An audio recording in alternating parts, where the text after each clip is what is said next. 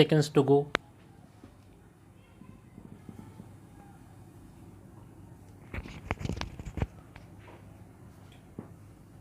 Start. I am very happy to be here with the bright and energetic students of National Law University, Odisha in this convocation. I congratulate all the students who have been awarded their degrees today.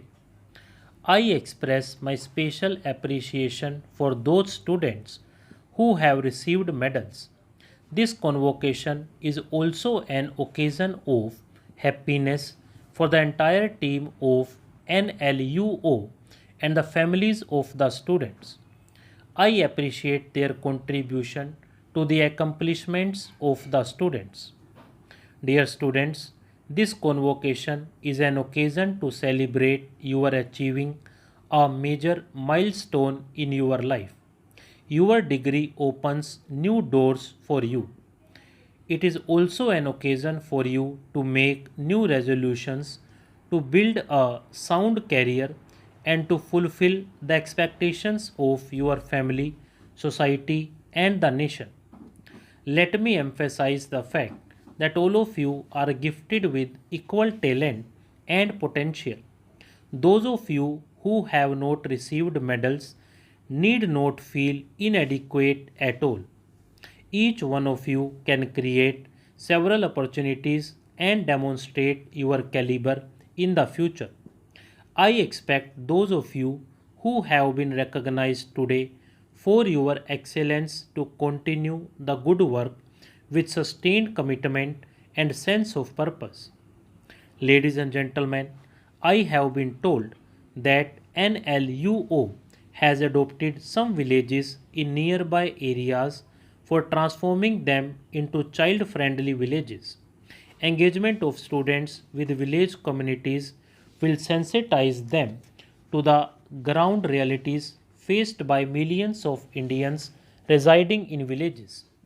Inculcating social awareness and sensitivity among the students is part of their holistic education. Dear students, the motto of your university clearly describes the ideals to be followed by you as duty conscious legal professionals.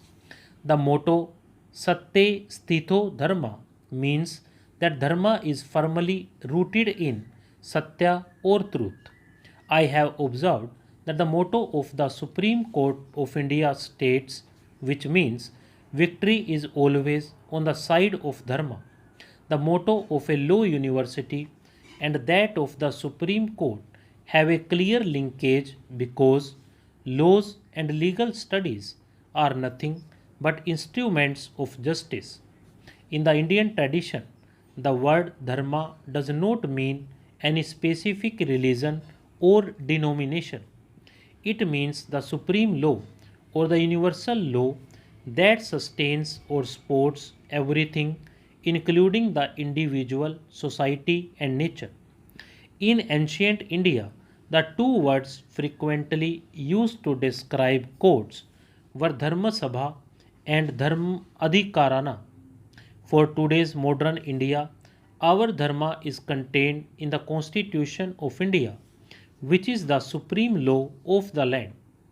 The entire legal fraternity, including the young students passing out today, must abide by the Constitution as their sacred text. Ladies and gentlemen, the reference of the Constitution reminds me of one of the greatest sons of India, who was also among the chief architects of our Constitution. Baba Saheb Dr. Bhimrao Ambedkar was known for his brilliance in many fields, including law. His central role in the drafting of our Constitution is well known. He overcame unimaginable difficulties to achieve world class excellence as an individual. He used his individual brilliance to promote the collective cause of serving the underprivileged. I am addressing you as the President of India because Dr. Ambedkar made it possible for someone like me to reach where I am today. Dear students, as you all know, India's freedom struggle was led by qualified lawyers. It shows that a large number of lawyers from those generations were fired with the spirit of sacrifice for the nation. In addition, it is but natural to remember Utkal Gaurav Madhusudan Das. He was a lawyer and was popularly referred to as Madhu Barrister. His birth anniversary on 28th April is celebrated as Lawyers' Day in Odisha. For the people of Odisha, Mahatma Gandhi and Madhu Barrister are the two most respected icons of our freedom struggle. Great freedom fighters and lawyers like them also upheld the ideals of justice, liberty, equality, and fraternity in order to build a progressive and cohesive society. These ideals have been duly embedded in our Constitution.